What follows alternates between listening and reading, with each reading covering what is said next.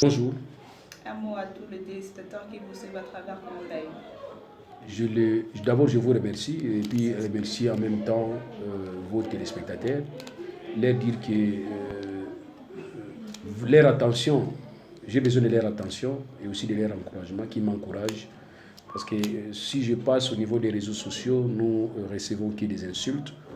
Il y a certains sacrifices que nous, nous sommes obligés de supporter et aussi de travailler, de faire des recherches et aussi de défendre à un certain niveau les intérêts communs. Maintenant, soyons un peu bilingue, nous avons suivi la fois passée l'honorable Molia au hasard pour attaquer, vraiment au hasard pour attaquer l'Assemblée nationale. Est-ce que c'est un problème privé entre Yéna, président Chanine Mabunda, ou juste parce que moi, diffusé Salamina FDC et FCC? C'est long. Bon, Mouni, hasard honorable, non? Hasard honorable. Tout ce qu'il peut dire, tout ce qu'il peut faire, il faut avoir un caractère honorable. Il y a honorabilité. C'est ce qui est important. Tout le monde a critique naïe ezala malamu, tout le monde a déclaration naïe objective peut permettre et puis constructive peut permettre à ce que tout y ba rôle naïe ou y a rejoué. Mais ça on s'apprend na batu na institution parce qu'il faut faire la pour na musique galerie et puis je suis vraiment désolé moi na lobela est honorable. Kosi mana ba montant bazwaka koloba na koloba ke musayo sa les bien te. Bon bato ndenge on a bazanga te na société. Bazanga te bato atambola toujours contre courant bazanga te. Donc azo jouer rôle naïe tolingaki yango ndenge wana tokontie kolinga yango kaka ndenge wana parce que biso mo tomesana na bato ya ndenge wana na balolenge wana na baréaction ya ndenge wana.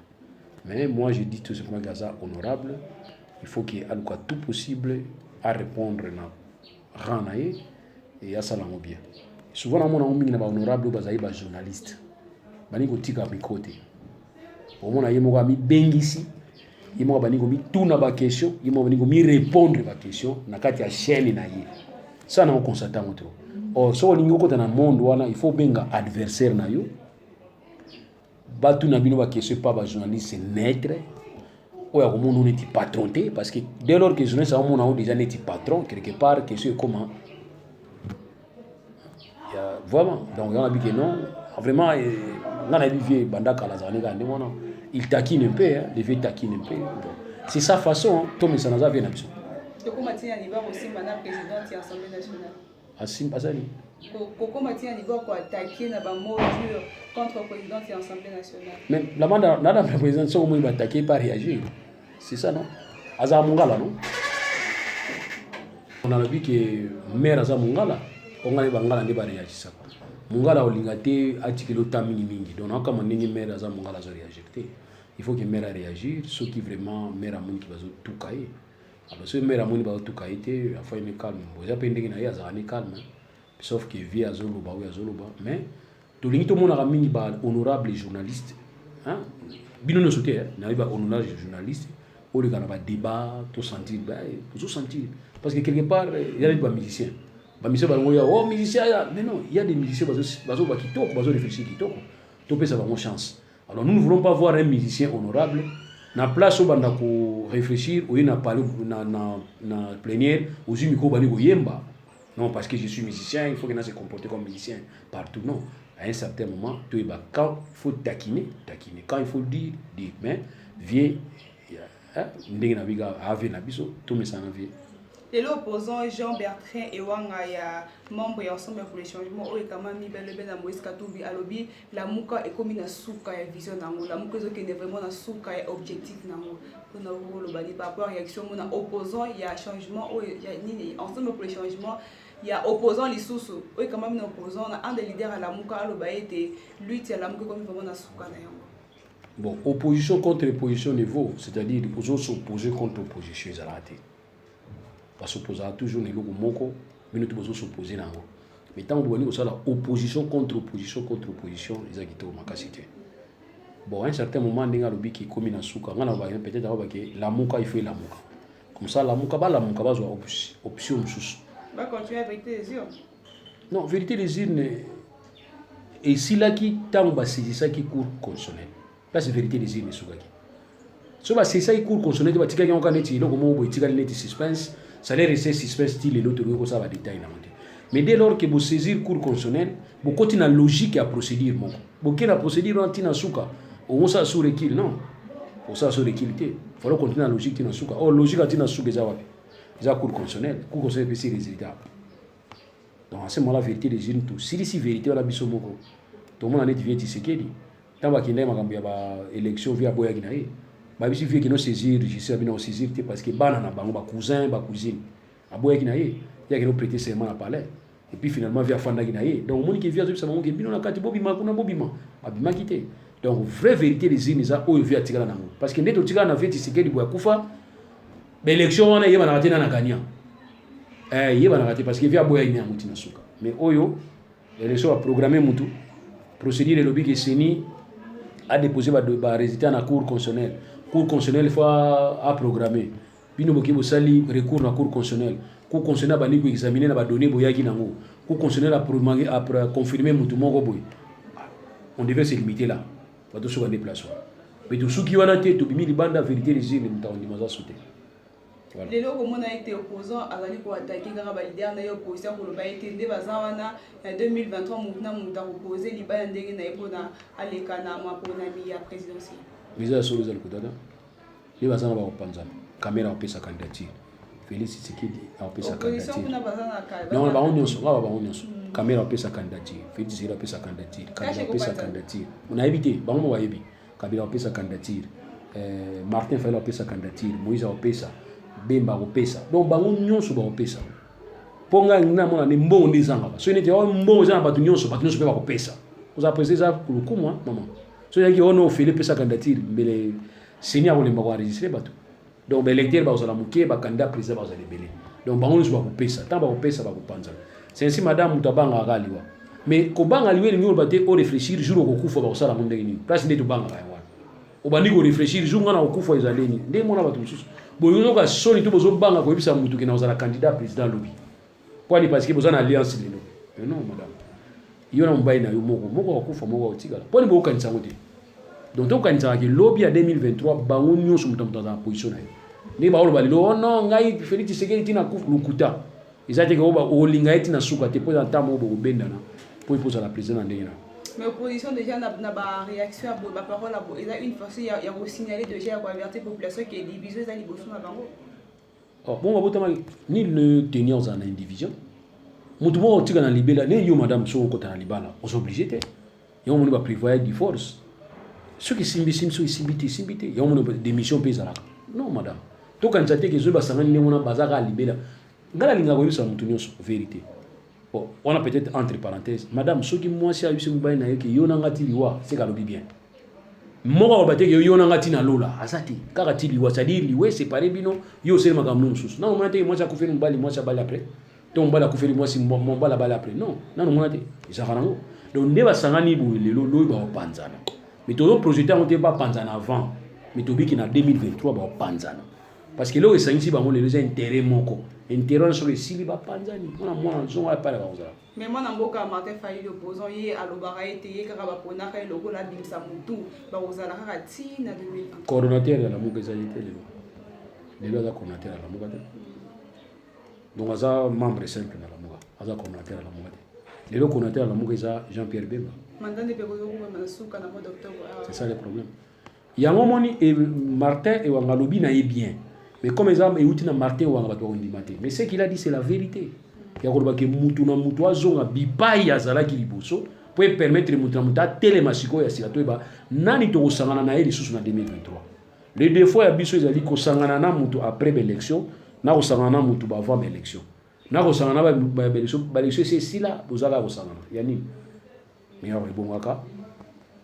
Tout ça libre élection. Toute la majorité na parlement zate. Yo zana 20, on a 50 et ça dit 70, on a 200, tout ça la 270, tout ça la majorité dans le parlement, tout ça le gouvernement. Voilà tine ba coalition. Mais coalition ils dit to sangana ka poto sangana. Ba to FCC ba déjà majoritaire. Si bino watu musubo kota suna bango ba déjà majoritaire. On a ba faut tiki la bango ça la gouvernement na bango bino ta na bino bango ba simbate pour le go ça bango ki simba kité. Bino sangana bango c'est que ndenge bible elobi ke osangani na mwasi ya ndumba okomi mosuni moko. Donc c'est que bino osangani na bango seke bokomi mutu moko zéro na ye eza zéro na yo. Voilà. Or ye azolinga kutu zéro na yo mais azobosana ke zéro na ye mpe eza zéro na ye parce que tokotuna nde FCC cash bilan tokotuna ngo na FCC kate tokotuna ngo mpe na cash le même bilan ça sera un bilan partagé. Donc tobi ke bana kosangana ka yango ni bana Israël babaki ke balaka israélien bana Israël na Bible na bité soki botanga côté wana bato balinga sauter côté wana bobala na kaka na bana Israël ça dit bosangana kaka na bato bozala makanisi moko mais wa bino vous avez fini dans l'eau, vous savez, on a tout fait dans la bisika moko moko yotam ça. Et ça va hypocrisie na benga. Maintenant le comité laïque catholique au Bazara qui ensemble dans 2017 2018 na UDPS mais le balobi le 19 octobre aux ala soso na ba marché pour na lutter contre la corruption en Katambo kana biso. Mais c'est ça non, babi politique est dynamique. Caprice pèsera dynamique, caprice échangera vacant à un certain moment c'est ça la politique congolaise. Donc dynamisme politique congolaise ça change à un certain moment. Tu te réveilles un matin, tu vois na FCC a commis en cash pour là il na ton mususu wa na cash a commis na FCC, c'est ça le dynamisme. Même il y a lit les lois comité laïque à coordination, bah ça marche pas. Mais tu as dit lobby Augustin Kabouya oye a bien en provocation. Pas lobby ba ça la face ya provocation. Est-ce que baza ko se reprocher na eloko moko par rapport au comité laïque et catholique baza ba on va lutter contre yangoto nini pour être ya bien en provocation. Matumboli. So ezala mutu moko zo idée peste za Kabouya. Je l'aime beaucoup. Mais so ezala mutu moko zo idée peste c'est lui. Ba propos na ye, ba prise à position na ye, ba déclaration na ye, ils ont bimisa idée peste na solo. Donc, voilà, parce que ce qu'il a fait hier dans SLC, c'est ce que les autres peuvent faire, mais il faut supporter. Il n'est pas méchant. Trop réactif. Or, normalement, à niveau de la maîtrise. Est-ce que cette déclaration nous soit pétinée en karaté? Pour bien voir, je pense que vous avez idée. So you got to come here to now. Olobi ni ye person monika micro azumi ko abani ko lia micro. A le bet ba matinée politique en jeu pour que activité wana le 9 octobre. Bon ba matinée politique belé. Asa pe matinée politique de pona de bourgmestre adjoint bazo ki wana. Asa pe matinée politique. Il doit toujours. Il y en a qui c'est aussi bazo banga oui c'est pas vérité. Mais or c'est pas tout faut ba yebi c'est vérité que moi na mai côté hein o limite na biso amour. Or biso se donne conseil au plus de IDPS si connaît pour ça. Pour faire la kimia, pour travailler. Et on va voir silence ici on travaille. Bataille IDPS, na bataille cash. Toutes les provocations vont répondre dans l'autre. Vous bitia mon cara, vous faites un abino. Hein? Il faut pas ça l'année. Mais combien on m'a tout molli. Il y en a qui c'est que aux opé sa essence c'est pas bateau va comprendre qu'il suit. Madame, on se provoque tout le monde pour provoquer azoyo kayo pas qui peut. On se provoque des gens. Là, c'est na provoquer tout le monde, na provoquer. Mutu azo balo. Neti Kabila na provoquer trop. Kabila réagit ça kate afin de suivre. Ah, mon on bala yoka lingala ou bien yoka lingala te. Na bina français a beti kara. Oui que ça la passe ya. Alors, bino bibo adopter position na. Mais on Kabila o déclaration Kabila sali micro abengi Kabila peut vous en payer ago benga Congo mbazone sino sa Congo. Asangisi bino na salle moko munene abani ko loba banda tongo neti papa na zako lobaka. Mais il est là calme afin de kimia. Oui que il est dans zanga. Mon on va passer à peu près. Bah tongyo trop zolo bate. Kabouya voilà position fausse na ngwa. Mais Kabouya aime trop parler. Azolo ba trop, il parle trop. Et on moni elmo ba to provoquer kaye. Donc Kabouya sort les micro pour provoquer. Kabouya kinganda lobi boy. Non, c'est pas bien. Parti politique on est un parti politique à lit. Vous comprenez? Il est pas ça parti politique et autorité. Bazu pouvoir. Ndé bazu pouvoir ils a sous temps ça ba diso ba ça karaté. Parce que stratégie na binu. Pour dire ça mende pour menda lo balendi bino boleki dimanche bo lobi menda le lundi mende moya réfléchir makamusu ezata bani ko réfléchir kaka réponse ni opesa bino bolaki dimanche c'est une stratégie à IDPS dans ça ba stratégie wana bo siko bino mo komi na commande ba osala bino ngo bozo ko ya ndenge ni bata IDPS so inga bango silence radio vous travaillez à gratuité gratuit fufu na na côté kuna fufu ekoti nini basoda bafuta bango soki $500 basoda bafuta $500 nini susu bango ba msusu basoda hôpital ofele donc ça dit besoin matérialiser pas au moins bato so ba lobela contre ni batika bakelele mais bino so mutalo bika oh provocation na ochalo boko na kino ochalo boko talio lelo tomoni opposant mwana mboka Martin Fayulu abengi population baya ebele mpona réclamer lisusu 15 millions mpona comité sur contre corruption mokolo le 19 octobre. Vous comprenez Martin Fayulu. Martin Fayulu ne peut dire que ça. So va faire banyonga bato pour comme président, il a comme président. Il faut aller sabatona qui a zo sala makasa comme président. Qu'est-ce que vous croyez? Donc ils ont opposition. Moi je suis constructive, une opposition quand ils ont joué contre poids. Mais une opposition comédienne, alors s'il veut faire cette opposition, il y a distraction, tant mieux. Voilà, donc, mais, Botika ça l'opposition, il y a des IDP, ça va te cacher, vous avez opposant lobby. Botika va ninga va ça la opposition, va tirer ma baille na bango. Ils appellent COP, lobby va aussi président le bino. Ils ont dit que mutamta tour, ils ont banga taba. Merci maître Tobetali Solo et à les Belgique a réclamé Tambi Mwamba. Dans ma beaucoup pour na dossier tellement ébélé, il y a un nombre de droits pour rajouter ni sur dossier ou la Tambi. Bon, c'était prévisible. Je voudrais dire que ceux qui viennent Tambi Mwamba, à côté qui n'a pas compétition où il y a mikolo te, ozala président, nana ozala président te, nana ozala président tam, ceux qui à côté qui n'a été ma foute et matate. Mais so amati mafuta Belgique ba maye les batouana Belgique la communauté internationale de manière générale au bazali mingi dirigé par ba multinationale ba société multinationale ou peut-être ba moni qui va perdre na RDC ba tchaka ba lobbying na bango ba sala kanengo dossier mo kala ba taleli wa tiro pembe so amoni ko bani ko déranger bango kuna ba bi dossier na tomboli ils a mafuta ba tomboli mafuta ils a nengo parce que so itamu mamazali nene ti président sénat bango qui pété. C'est un moment où on a dit que la politique, on a dit que la pasteur, on a dit que l'église n'a écouté, on a dit que mais une façon, on a dit que le régime yakala. On va créer l'opposition, et l'opposition va financer l'opposition pour être mal à l'aise. Je vais dire que on va salir sur le on va comprendre que c'est un élément important dans le régime à Kabila. Alors, on a besoin de jouer à Kabila. Il faut sanctionner les gens, fragiliser. Tant que fragiliser les gens et permettre de jouer. C'est comme ça la communauté internationale. Dans le cadre de la sanction. Les sanctions, aux alliés qui n'ont pas de relation internationale, ça s'applique contre les individus qui ont présenté danger pour le processus électoral. Ou soit danger pour la démocratie.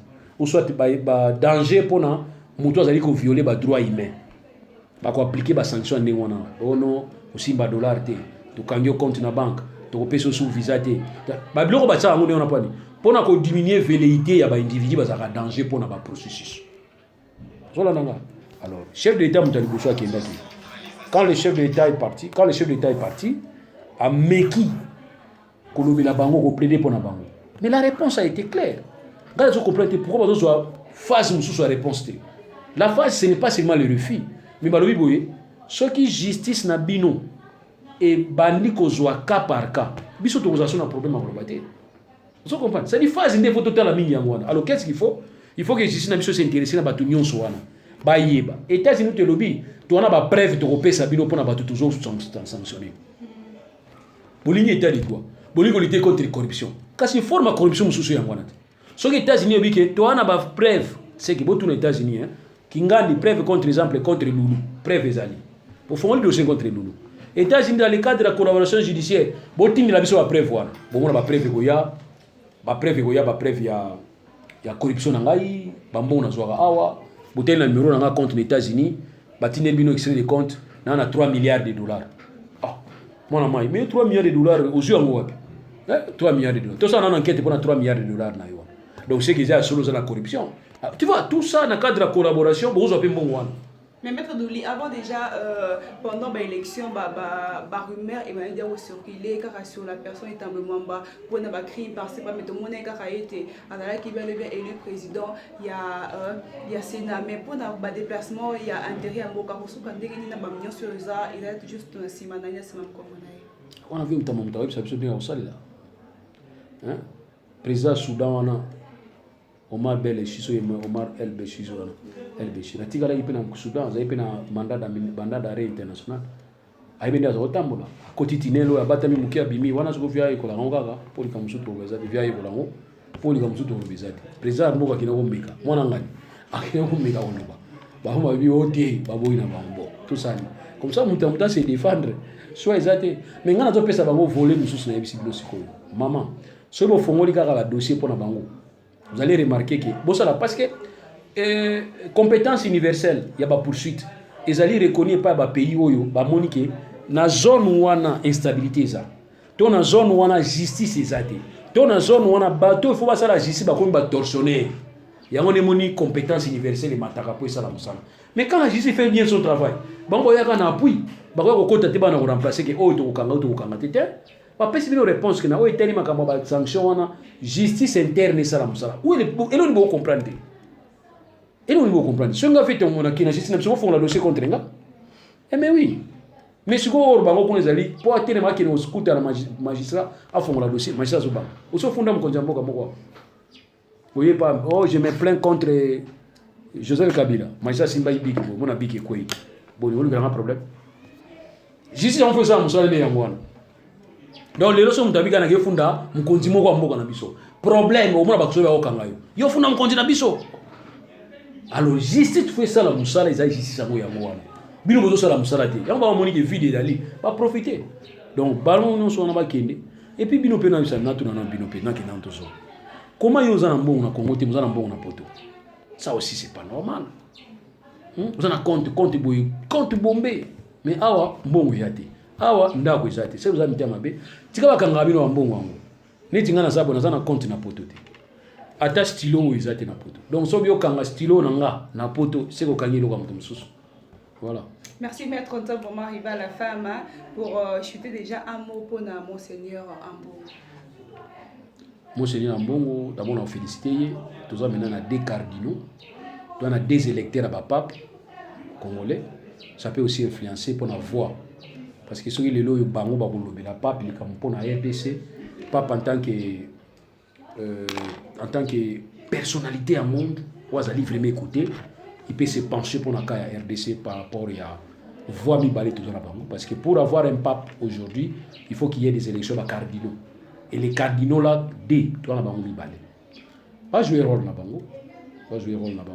Ce qui est vrai, maman, pour l'église catholique, il faut aider Bissot. L'église catholique, au Toyeba qui cala, c'est l'église catholique à l'éroté. Ça, il faut savoir. Parce que Bissot, tout ça, il va être l'église catholique.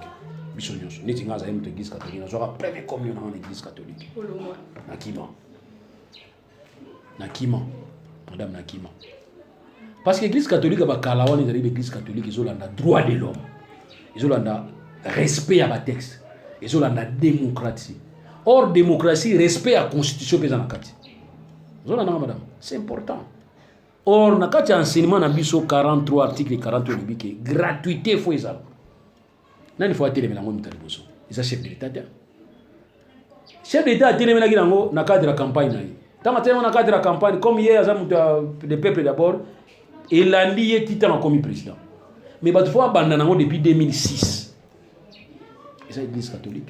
Ce qui a l'église catholique conflit dans Mobutu, c'est parce que Mobutu a imposé l'église catholique pour ça. Dans 71 même, parce que dans 65, Malula, Mutuali Bosso, l'église à Liboso et soutenait Mobutu. Ils ont dit l'église catholique par entremise, il y a Malula. Voilà dans 65. Pour voir mon église Mobutu, il y a une révolution, mouvement révolutionnaire. Malula. Mais là, 71, Mutuali Bosso, on a côté les milagres Mobutu, Zakaba, l'église catholique Malula. Yo, on a besoin de jeunesse, un père, on a une école, l'église, ils ont sous démocratie, tout le démocratie. Conflit bandé entre Malula et l'église. Entre l'église catholique et le régime Mobutu. Donc c'était une valeur. Malula boyi makambouana ki boya ko tchaba JMPR na bino kataba té to limité. Mais aujourd'hui, il y a renversement à la pyramide. C'est un chef de l'État. Dans le régime naïe, ils ont une gratuité à l'école primaire. Entre guillemets, c'est comme si c'est l'église catholique qui commence maintenant à s'opposer. Entre guillemets. Ça, c'est pas normal. C'est un renversement. Alors, on va valer l'église des Ascowapi. On va valer l'église des Athées. Madame Kalaba Sango, on va bêter ma père Nabiso. Père Nabiso a dit que Sango a mundele. Aïe, qu'on a bana Namboka. Akuta ki papa.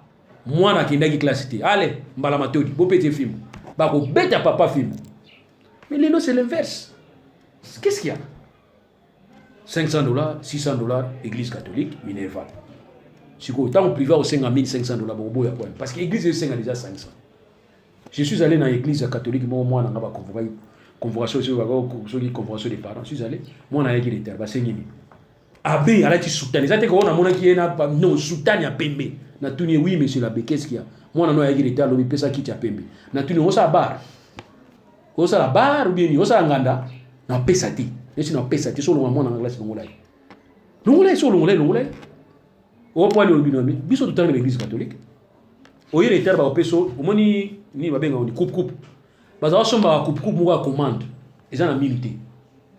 Coupe, au peso. Toi, peso, machette à commande. Mille exacté. Bah, c'est que ça, bah, c'est un moulin, bah, c'est un moulin, bah, peso, qui est le cas de banzete. Maman, on se voit dans banzete, on a ma bogue, vimbi. Lobby na tango! Na voya bien sur le côté, toi, na sur le misoté, na classe. Pour na nigo ya retard. Mais yo sengi na moi na kiti ya pembe, yo kanti moi na mtaso ma obinga. Nabi monsieur, je ne donne pas. Et oh non, ça va, oh tika, na tika. Donc on a tika pour mon makashi. Mais on les églises catholiques. Et on a oublié que maman Keba. Bah ouais, on peut ça régime ya tiseke des raisons pour l'église catholique. Mais l'obit on peut ça l'église catholique raison parce que a défenda qui démocratie. Ya koboya makambo Mobutu alingaki. Alors bino ko bani makambo bino ko l'argent d'abord. Il y a un institut qui est une école conventionnée, mais dans le cas de privé, il y a un RCSM, une identification nationale, un numéro d'impôt. Vous foutez un impôt. Vous foutez un impôt. Parce que vous profitez des là-bas. Oh, HBL. Alors voilà, ce n'est pas normal, madame. Et on te dit que l'église est une mission, a dévié la mission. A vraiment la carte, il y a Nzela. Voilà, où il y a l'église, à l'école privée, à ça là. Mais quand on a simaté que on archidiocèse de soki nini école soki nini après na kati kuna $1000 $500 wana bi tondi monter. Merci maître Tom vraiment la souka émission na biso merci pour la disponibilité na bino un mot de la fin déjà pour na to clôturer émission na biso lelo. Merci beaucoup na oyo nyonso bo yebo tout les palanga merci aussi beaucoup na ba volonté yali na bi pour na église catholique non combat individu église catholique c'est ali asbel ngapé na zana kati donc na lobby pour tout changer et permettre tous en avoir valeur toujours défendre. On ne peut pas voir une église qui va commencer à demander un dialogue social na ba parents, na l'État, na bango pour ma classe. Ça c'est la honte. Si vous pas un dialogue social pour tout ça la tout ça la madame. So do senga moi na moko minéval $1,500 $700. Ba kongo ba liko buta ba ni belé azana ba na 8. Siko $4,000 à ozongo. On te biki boye ba tina nini bozana ngo. Ba église kala yaki izopesa mayo fele. Ils ont fait ça. Bien que belle église, ils ont ça dans la cala. Mais l'église, comme baron de papier, ça, l'église me change. Me change. Yesu d'aller si tu n'as pas, na ni bolanda exemple pas Yesu de. Yesu a mis pied à ma pana la Thomson. Bino boni, biso to pesa bino mapa. Na la Thomson. Yesu a coûté ba péché. À 100 000 pour ba péché bazui bambi c'est belle. Est-ce que Yesu a signé ba 50%? Bino vous changer comme gars on dit. Beaucoup moins va accompagner. Établissement église. Voilà les Camerounais. Merci beaucoup. Merci.